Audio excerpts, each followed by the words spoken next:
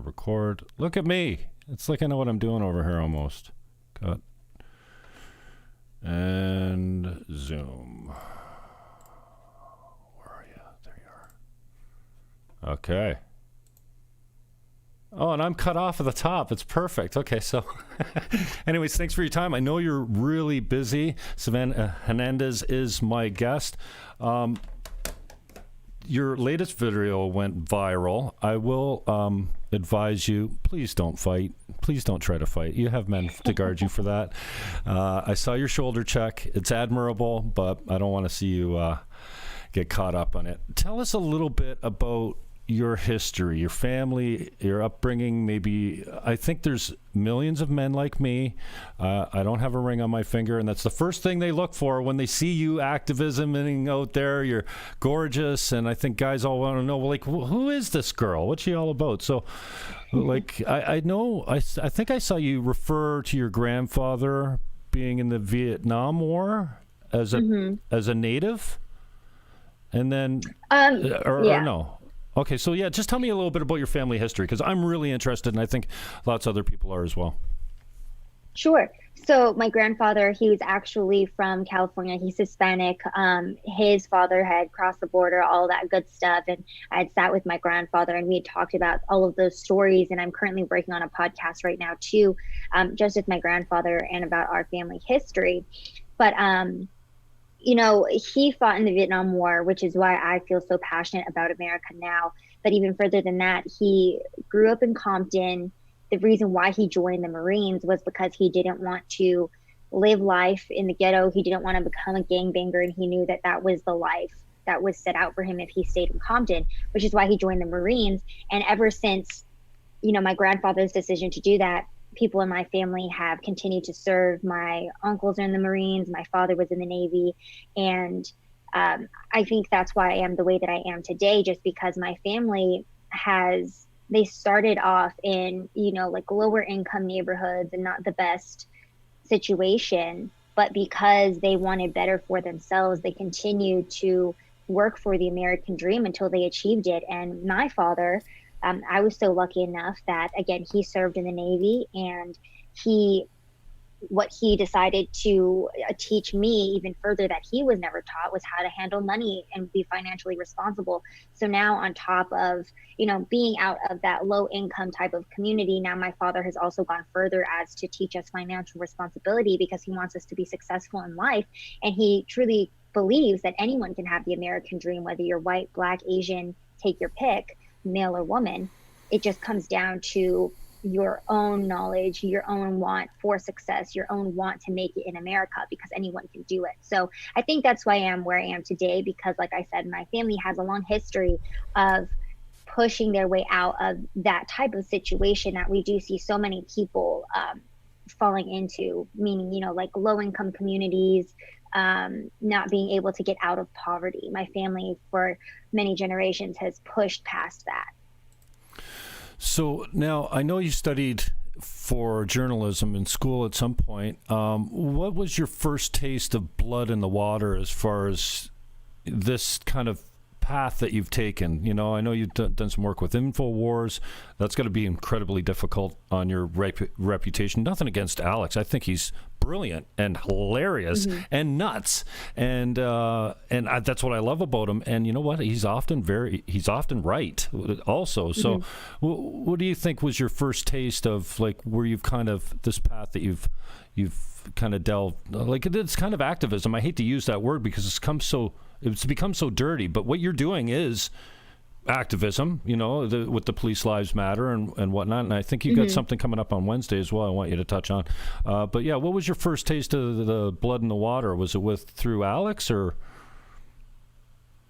I definitely would say that it was, because in college specifically, I was always very interested in politics, but I never knew how to delve into the subject. Prior to being in college, I was homeschooled.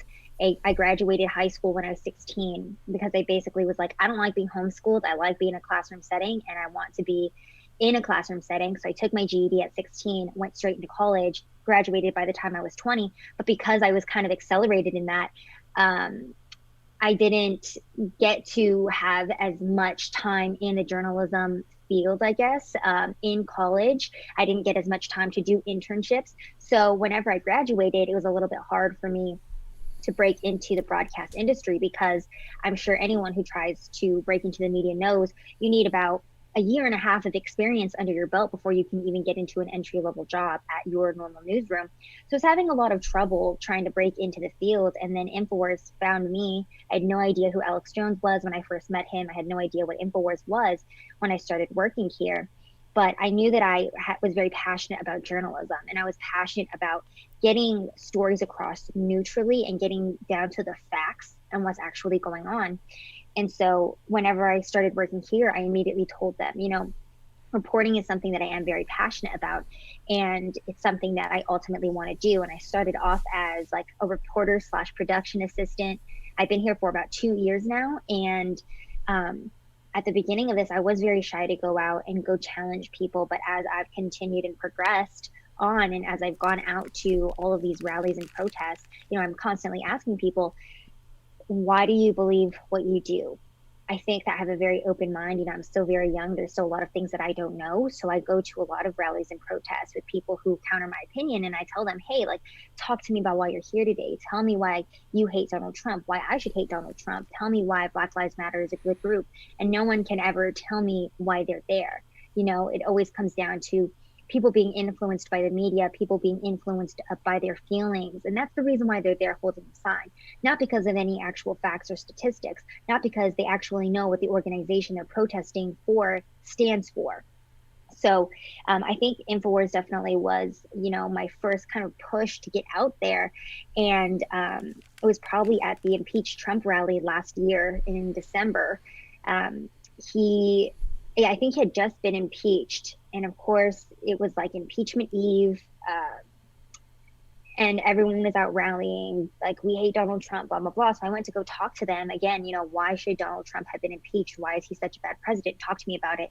And this woman ended up saying that he was a rapist. He raped a young girl. And I was like, well, show me where you read that. Because if that's true, we should condemn that. But show me where that happened. She couldn't show me. She got upset. She pushed me off the ledge. That was when I first went viral.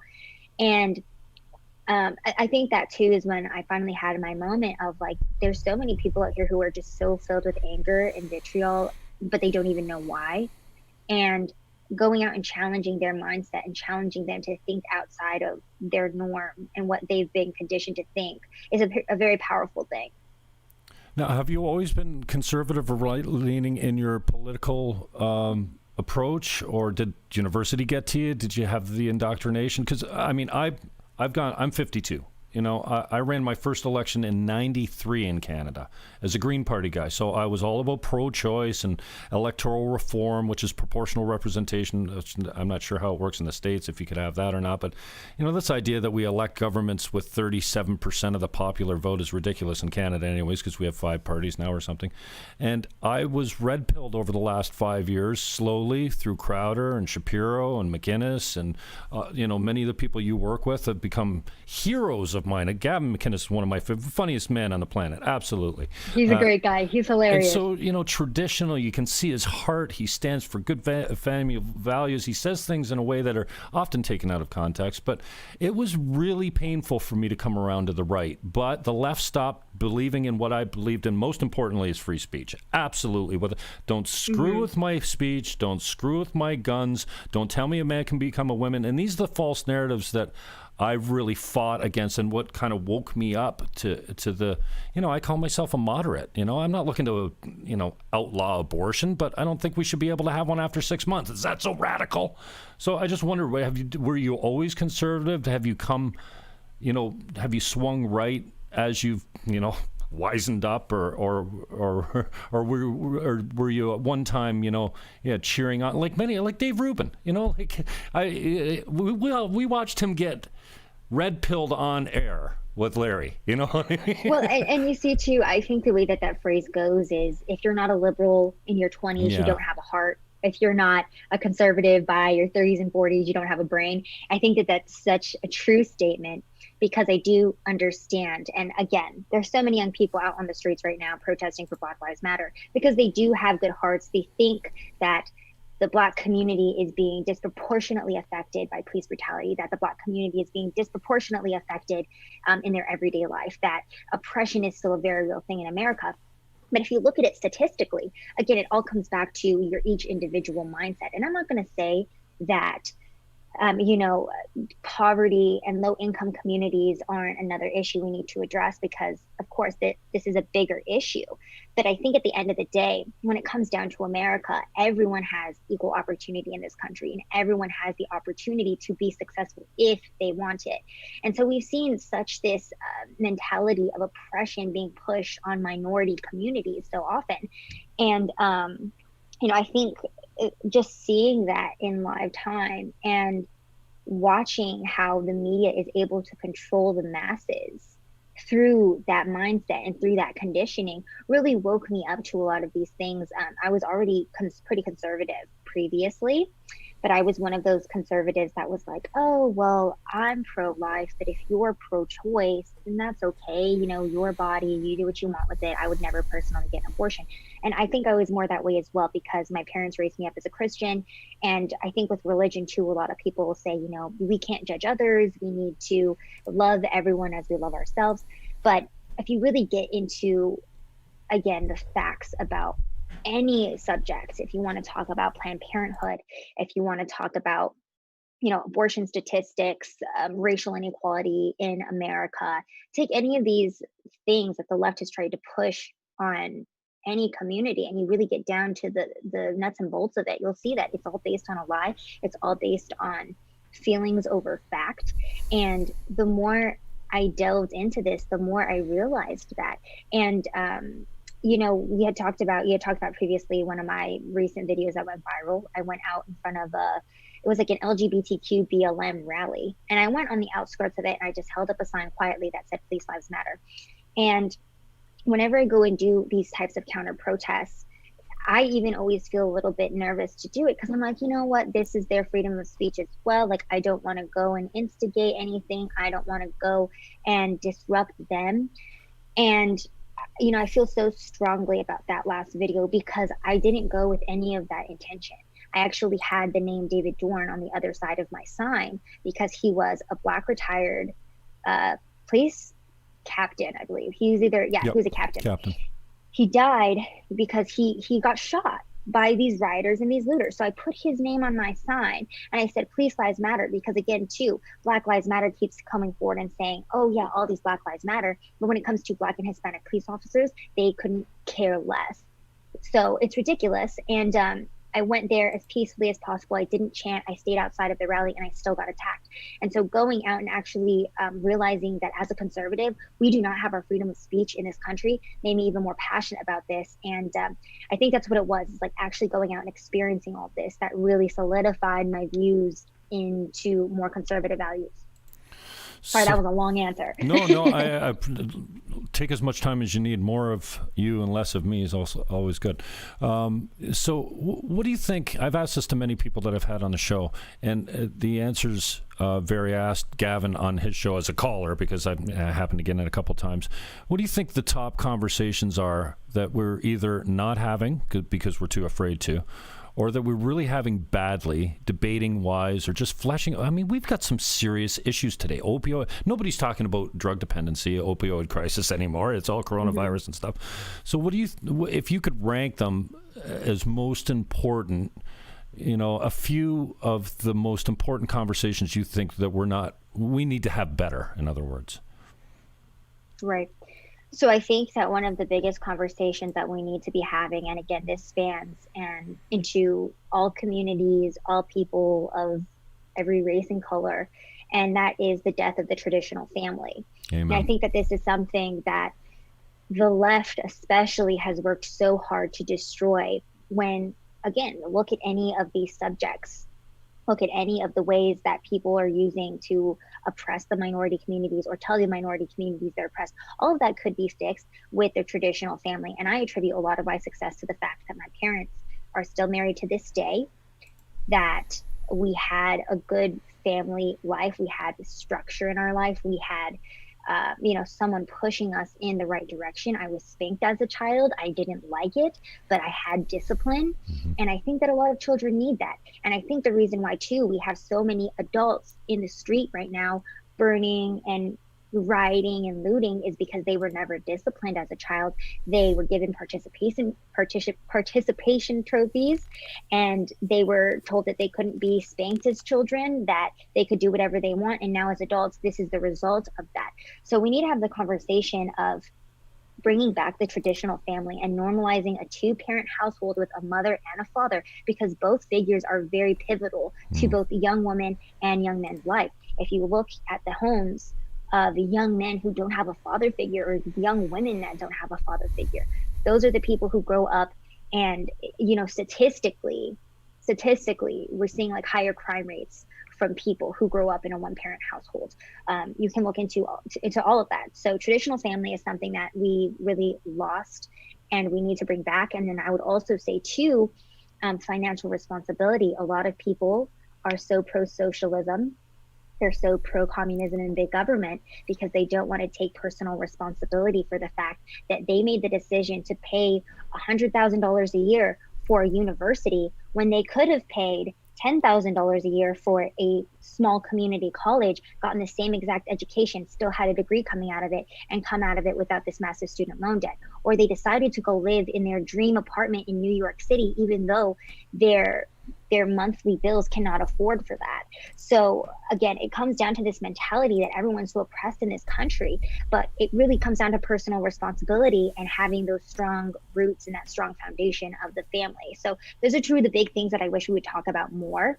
And I think if a lot of people understood how to handle their money better and understood the values of the traditional family and had a strong foundation and structure growing up, things would be a lot different today for a lot of people. I appreciate how you did that, because I think most people answer it like the top issues that we face today. And for me, absolutely free speech. And so when I look at that question, I like how you did that. This is what I want to talk about more, even though we might have more serious issues that rank higher on the list. Free speech is number one for me. Fatherlessness is number two, because I think everything, especially in the Black community, and you get called racist for just posting. Today I did a chart of death rates by country, and that's racist.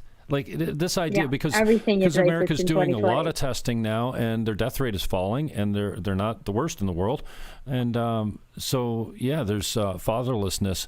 Everything for me goes back to that. And I know the idea of welfare reform, or not reform, but in the 60s when they forced the man out of the house, or you didn't get privileges, you didn't get your benefits, and so.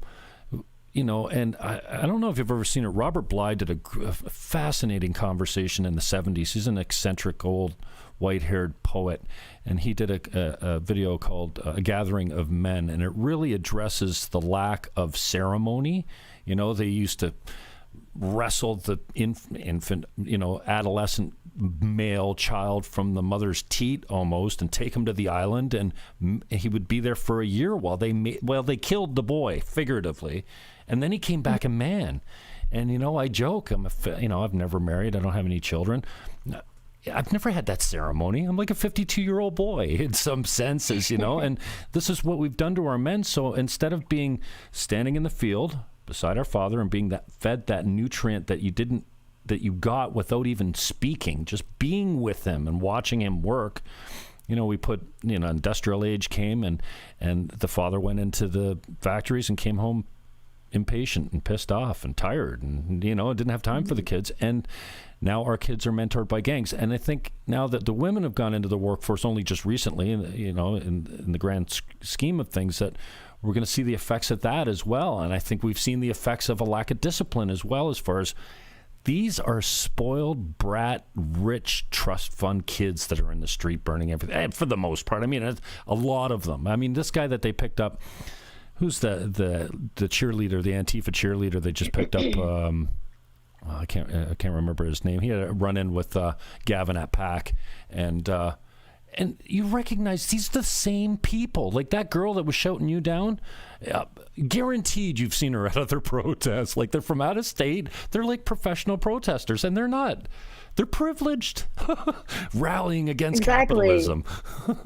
Exactly. And that's the funniest part of all of these protests is that they're rallying and they're protesting against the country that gives them the ability to go out in the street and go and protest. If you look at Hong Kong, the people in Hong Kong are waving American flags and they're holding signs asking President Trump for help or thanking President Trump for, being in office, because they know what America stands for and they know true oppression. They know what it means to be silenced. They know what it means to live under an authoritarian regime. We in America do not. The people here that say that they're oppressed that is their privilege speaking, because if someone was truly oppressed, they wouldn't even have the ability to go out and have all of these rallies like they're saying. I've talked to so many people who say, oh, you have the right to go home after this. I, as a Black man walking home from this rally, could get shot and killed. And I'm like, no, we have the same exact right to walk home. And Brandon Tatum, he's an ex-police officer that I've been listening to a lot on YouTube. And, he makes the point too, like, if you don't want to be confronted by the police, if you don't want to be put in a situation, where you're having to wrestle with the police or deal with the police, then don't commit crimes. And that's what it comes down to at the end of the day. It's just like common sense type stuff. Like if you don't want to get run over, don't protest in the street. If you don't want to have to deal with the police, don't commit a crime. But saying those types of things is so controversial in 2020. It's so racist. It's so out of this world to say something like that. Mm-hmm. It's so crazy to say follow the laws and then you won't get hurt. You won't have to deal with the criminal justice system. I mean, if we had law-abiding citizens, a lot of our problems would be solved, but people want to run amok and do whatever they want and have a lawless country. And when they realize that that's not how the world works, again, it goes back to these kids who were raised without rules, thinking they could do whatever they want. And now in the real world, they're seeing that there's consequences to their actions, but now they're just crying racism as a result of that. I'll just shift gears a little bit. Talk to me a little bit about your branding and where you see yourself going. And I mean, I heard you. By the way, Michelle Malkin. Wow. I mean, you've hit the big time, girlfriend. When Michelle Malkin is calling you, I know you've got some pretty high level friends, so I don't mean to downplay that, but I'm proud of you. You're doing great. Well, and yeah. See you on with Michelle. I tweeted yesterday. And can I get a follow?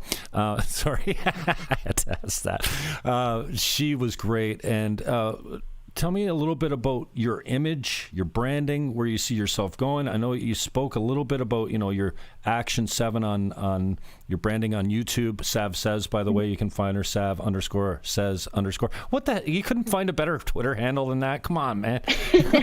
So tell me a little bit about... Hey, I like it. It's simple. It's to the point. Yeah. A little bit about your conscious direction of branding and where you see yourself going. And, anything else? Like, do you self-censor at all? Is there anything you won't say? Do you stay away from any certain topics that are too hot that you don't want to, Gavin says you end up with a swarm of bees flying around you type thing. So a couple questions there, but Take as long as you need.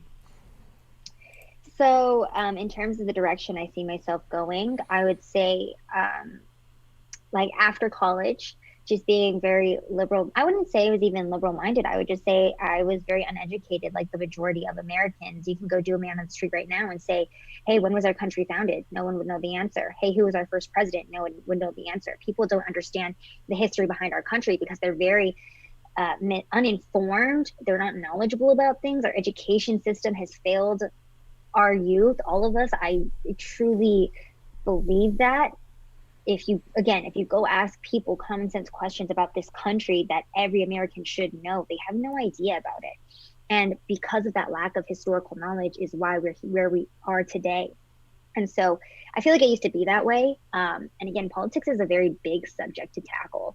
There are so many different aspects of politics. There's so many different things to get through. And every single portion of it has a long history that you have to know about. And so it's a very big subject to tackle. And I think the direction that I'm trying to go in is helping people who were like me, who were uninformed, who didn't know how to tackle the subject, kind of ease into it and understand factually at the base of it, whether you want to think more liberally or more conservatively, here's the story, let's meet in the middle, here's the fact, now you make your decision based on that. So we do want to influence people in the sense of, and I think one of the biggest things I advocate for is don't listen to me about anything.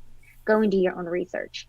I can sit here and talk to you until I'm blue in the face, but what I'm saying is not going to have any real weight in your life until you go and read the headline for yourself and you decide to make that change for yourself.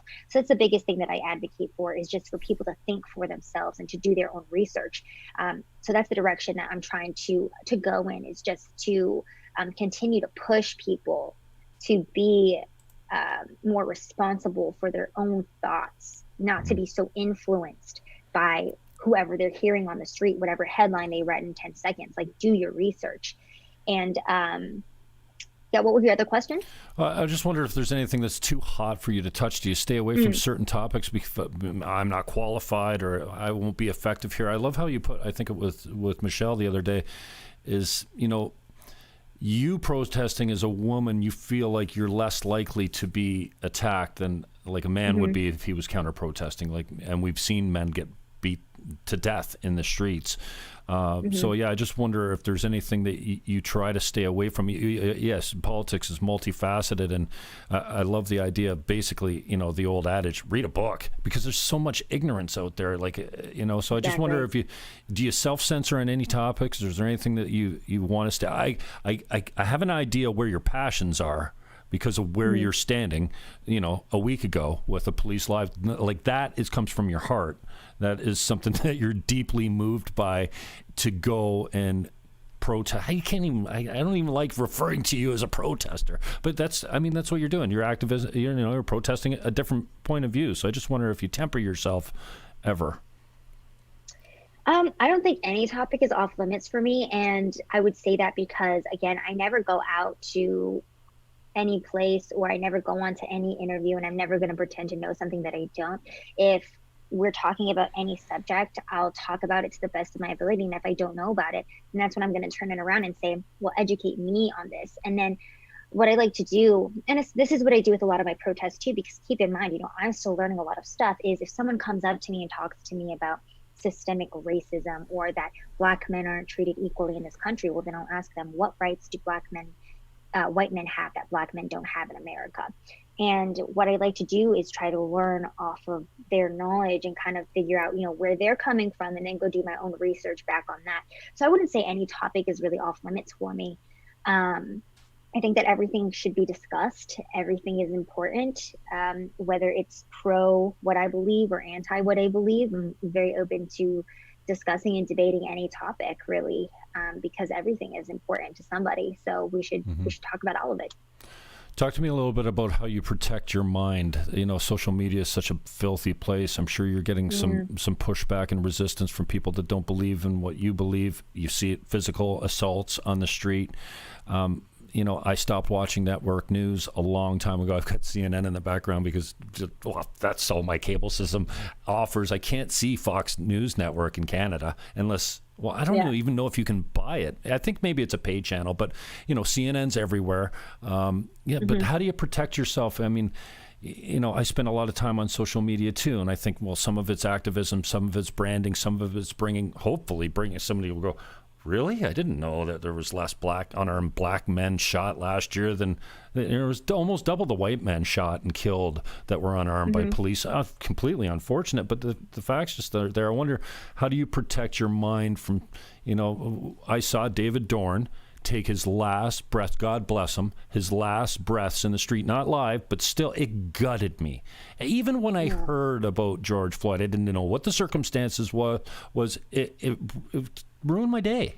And just because it seems that now we know there's way more to the story, and we know that there's I don't fall in line with that narrative that we suffer systemic oppression. It's ridiculous. But I just wonder how you protect your mind from seeing things like that because you have to, at some level, take a break or step back or delegate it so that you're not in it all the time. There's a certain amount of stress that comes. Like, I try to detach myself from the haters. A guy with, a bunch of numbers after his name and an egg as his avatar. I don't really care as much. On Facebook, people think they know me. Lately, they don't think they know me very much. So, when they give it to me, it's like, oh man, they're like, don't call me a racist, misogynist, like homophobic. Like, if you know me, I'm not that. So I just wonder, it hurts, as much as you try to detach yourself from it, you really can't. So I just wonder how you protect yourself when clearly you're going to be a target a lot of the time with your beliefs.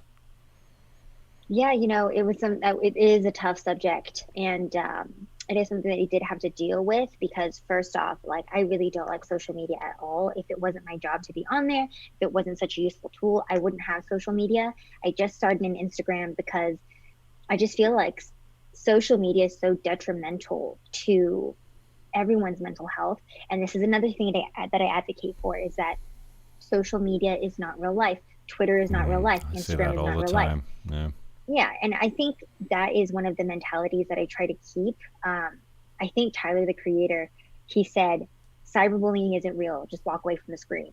And I kind of look at it like comically like that, because, you will read these comments. I have had people tell me to kill myself, that I'm a racist, that I'm a Nazi. Yeah. And it does hurt to read it, but then I just try to have that mentality of like, cyberbullying isn't real, just walk away from the screen, just turn it off. And that's what you have to do, is take a step back. And what I'd like to do as well is just understand where I'm at right now. Just like, I'll put my phone down and look around at where I'm at right now. Like, I'm here by myself in this room. No one's hurting me. I'm here. Like, this is real life, not that.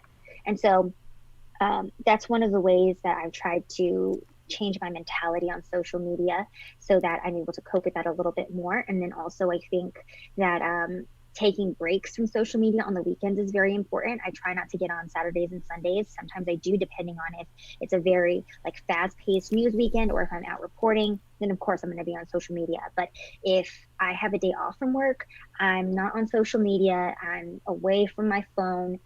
I try not to get onto Twitter until 10 a.m. at least every morning, because a lot of people too will wake up, open up Twitter first thing they do. Amen. And I think that that's so detrimental as well.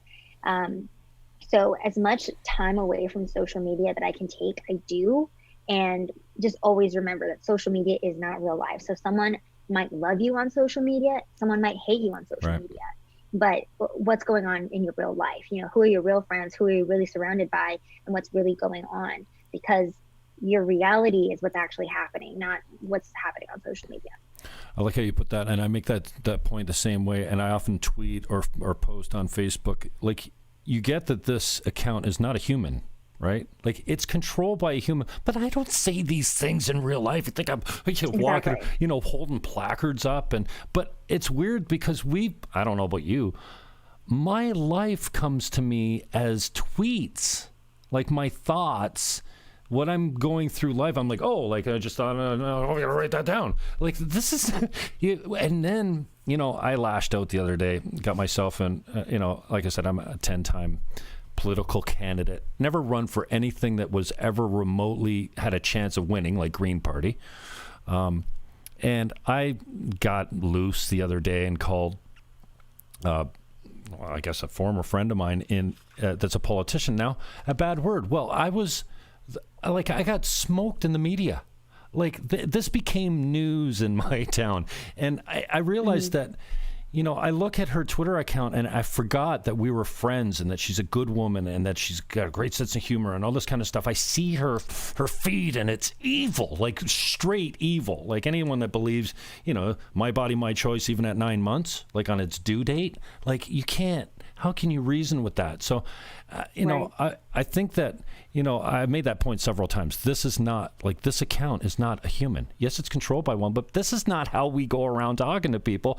And when you sit down with them, you realize that your enemy on Twitter, you could have a beer with no problem, and it's all good. So we forget, and then we forget that there's a human behind there, and then we attack the account, and then we don't have any empathy for them, Exactly. And I've lost so many friends as well this year because of difference in political views. And, you know, my first question to them is, well, what did I do to you in real life to make you feel this way? Have I ever treated you as a friend badly to make you want to distance yourself from me? The answer is never anything. It's just, well, because of the times, I don't agree with your political opinions, but no one can ever tell me as a friend what I've done to them to make them feel that way, or if I've ever mistreated them in any way that would make them not want to be my friend. And it's tough. It is very tough to be a conservative. And I've been dealing with it all year because, like I said, I had a big group of Hispanic friends. They all dropped me, and it was like probably 8 friends total. And it was really difficult for me because I do value my friendships very much. And you know, this is a hard path to walk, being a conservative. It really is. It's hard to have a dissenting opinion, and it's hard to go against the grain. It really is, because you're not a part of the majority of thinkers. You're not a part of the popular opinion, and you're going to be hated. But you have to understand that that comes with the territory.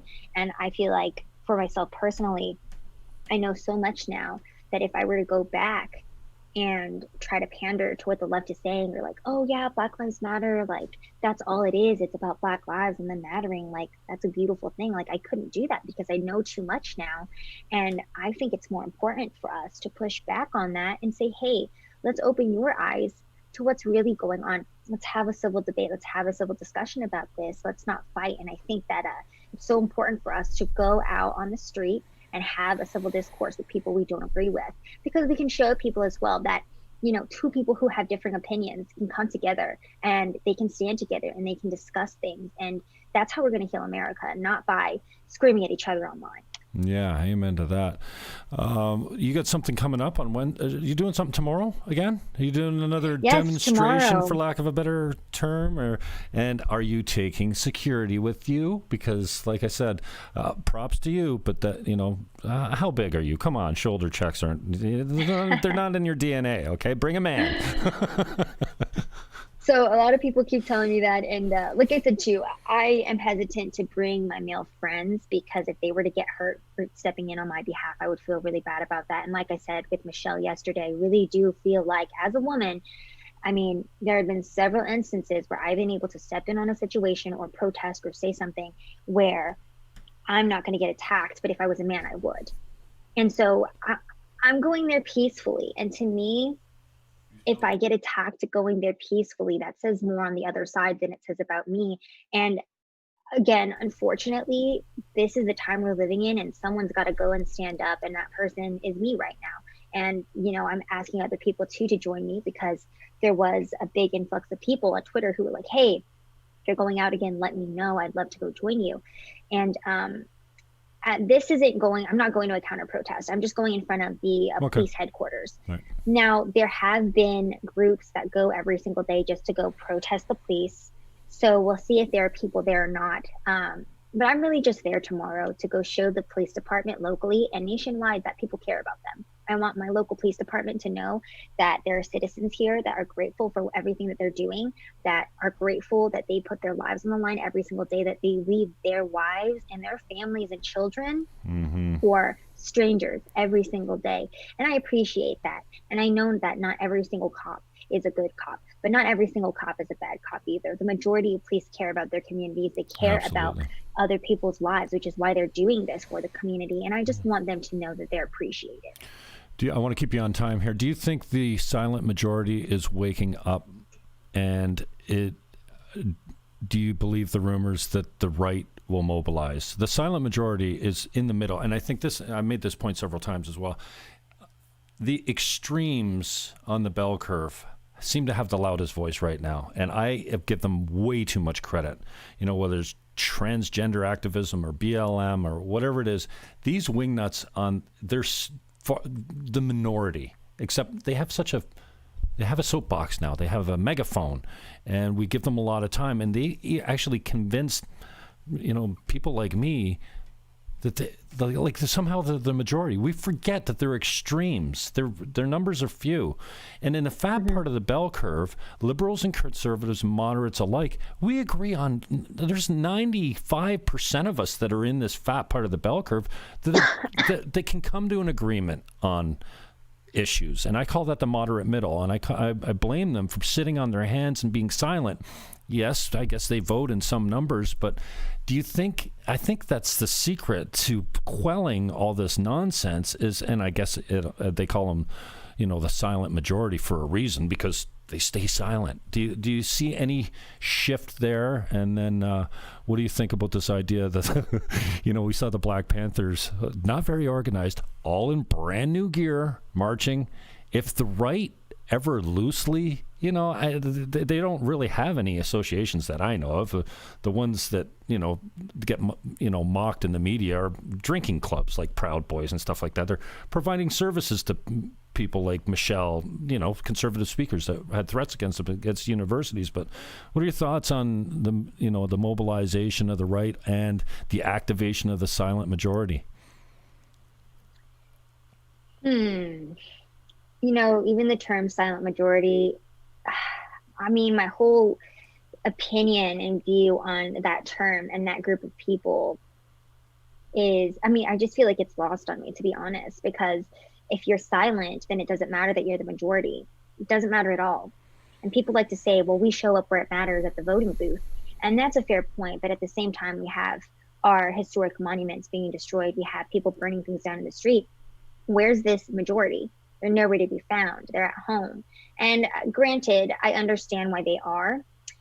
But getting back to your point too, I think that people are starting to now get enraged to the point watching their country burn down that they're like, okay, I'm going to go stand up. In St. Louis, for example, and Michelle had mentioned this too, there were a bunch of Catholic priests that went and prayed in front of the statue that they were trying to tear down. And, I think that the people that are standing up now are the people who are going to stand up. I don't know if we're going to see a bigger wave of people after that. Now is the time to stand up. And the people who actually care enough to do so will do it. And they're doing it. But I don't really see like a bigger wave of people standing up, to be honest, because like I said, I personally feel like if they were going to do it, they would have done it already, because now is the time to do it, not in 2 or 3 weeks. You know what I mean? Yeah. Are you a woman of faith as well? Yes. Okay. I don't hear you talk about that a lot, and that's fine. I don't expect you to be Bible thumping out there if that's the religion that you ascribe to.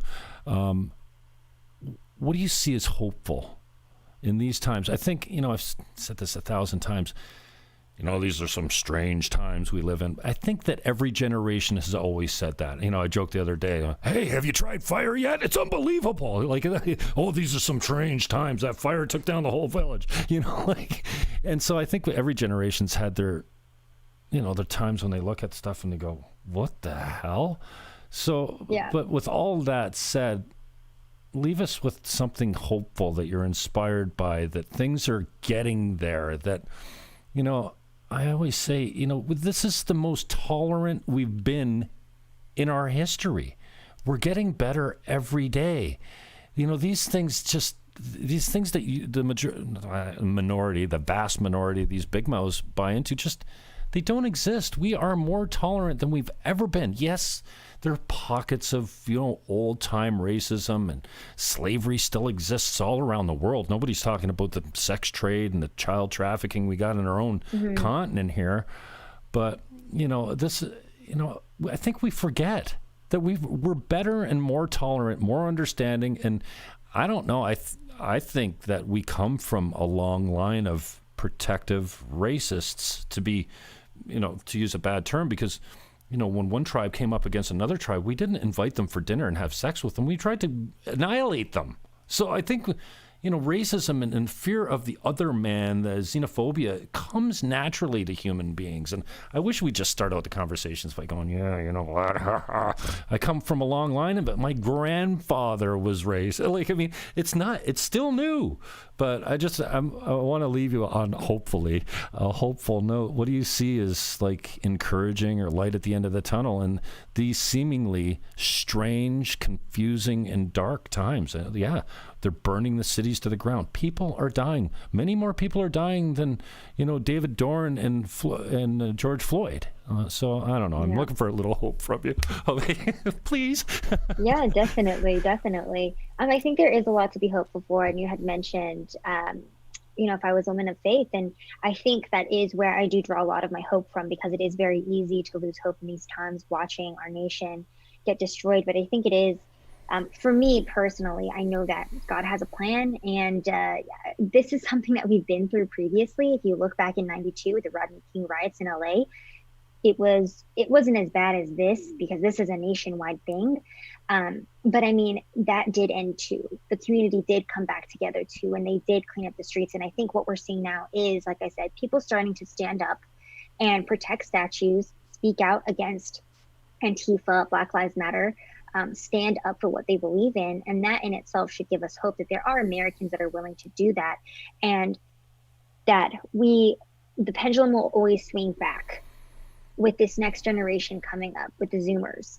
They see, you talked about tolerance, they see how actually detrimental us being so tolerant of everything has been, to the point, to the point where we have 800 genders and everyone can do whatever they want. So because we adopted such a tolerance, we now have a new generation who has seen the detriment of that tolerance and is now swinging back towards conservatism and swinging back towards common sense. So I think that the hopefulness is in the next upcoming generation, and it's in the fact that we have allowed the left to eat themselves, basically. If, for example, you're following what was going on in Seattle, they had a Chaz Chop zone, which was their autonomous zone. It stayed up for about 3 weeks. It ended up in violence. Somebody died at the hands of gun violence. The mayor had to go and shut it down, and the police came in and they restored law and order. And that was a perfect example of what we needed. At first, I was upset with Trump, and I said, well, why didn't he send in the police? Why didn't we get this taken care of? But I think the fact that we allowed the left to eat their own, and we've allowed Americans to see what the Democratic Party truly looks like in action, has been a good thing, because it has woken up a lot of Americans. And you can see that in the fact that there's been like a 400% gun sales surge in America. So many people who've never bought guns before. Yeah. Exactly. So many people who've never bought guns before are buying guns. And that in itself just exemplifies that people are waking up and realizing what the reality of a lot of that tolerance and liberal policy they've been pushing looks like. Who are some of your rocks in the business? Who have you leaned on for support, and who do you roll with, the people that we would know and love or not? Yeah, definitely. Let me think about this. So Owen Schroyer, I would definitely say. I produced his show for a long time, and I really look up to him. He's great, and he has kind of been my mentor ever since I started things. I really appreciate his viewpoint on things, because he isn't afraid to say what he wants to say, no matter how controversial. He isn't afraid to be the first person to say it either. So he's just a very brave person, one that I've always looked up to. Michelle Malkin too. Like I said, I've always looked up to her. I always appreciate somebody who puts action into their words, who actually goes out and organizes and goes on the streets and shows the other Americans who may be kind of nervous. I mean, like we talked about the majority, they may be nervous and just looking back on social media, like, I don't know if I have what it takes to do that. If they see people like Owen Schroyer or Michelle Malkin going out, that inspires them to go out too. So I'd say them two. And then the last person is, I would say, Damani Felder. He's another one of my friends. He lives in Dallas. I'd highly encourage people to follow him on Twitter. He's a Black man who's actually woke about, the statistics of what's going on in America. And I really appreciate him, because he uses humor and he uses the reality of what's really going on in America for Black America as, his platform. And he does a great job of bringing light to the hypocrisy of Black Lives Matter and to opening the eyes of people from the other side. I appreciate your time. Thank you very much. Just on the way out, do you have a boyfriend, and how do you respond to proposals on Twitter? I'm just asking for a friend. It's nothing for me. Yes, I do have a boyfriend, and my Twitter proposals, I've gotten like at least 100 of them. So all right, it's a list. So saying that when I grow up, I'm going to ask you to marry me, it doesn't hold any weight with you. Okay, you're honest. I mean, I'm not married yet. I'm not married yet, but I do have a boyfriend. There is hope. Awesome. Thank you so much for your time. How do people get a hold of you if they want to find you? Twitter, YouTube, Instagram, whatever. So my Instagram, which I'm currently trying to grow right now, is Sav with one N. My Twitter is @Sav_says_, and then my YouTube is Sav Says. Go follow me on all of those accounts. I don't think I'm ever going to make a Facebook just because I feel like I'd get banned immediately. But everywhere else, I'm pretty active except for the weekends. Well, you are soon to be banned from everything anyway. So Twitter is only a short life for you. YouTube's going to I got canceled from YouTube. Not that, you know, you know what? I just started building it. I had this channel for 10 years and, you know, I had 80 followers for 8 of the years, and then I worked myself up to 200, and then I got to 5,000. I got monetized. I got 3 million views.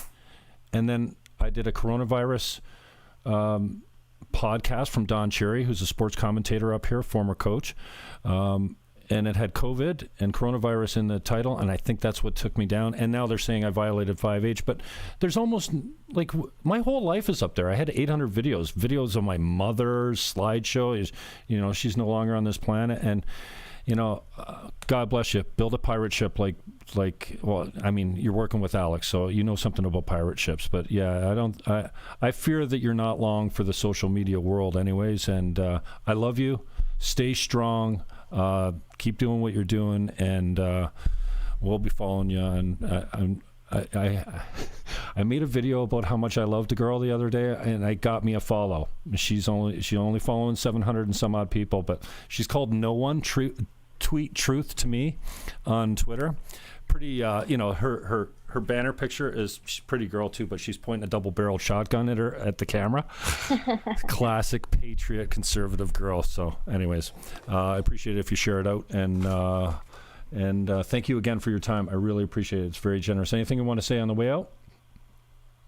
In case I do get banned on all social media, you can find my work on banned.video. That is one of Alex's sites. And I have a page, like I have a little category under there, Action 7, so you can find all of my work there. Yeah, that's so important too. You should be pimping that a lot more because, well, I hate to wish bad things on people, but it's just the way the beast goes now. We didn't even get into the censorship issue.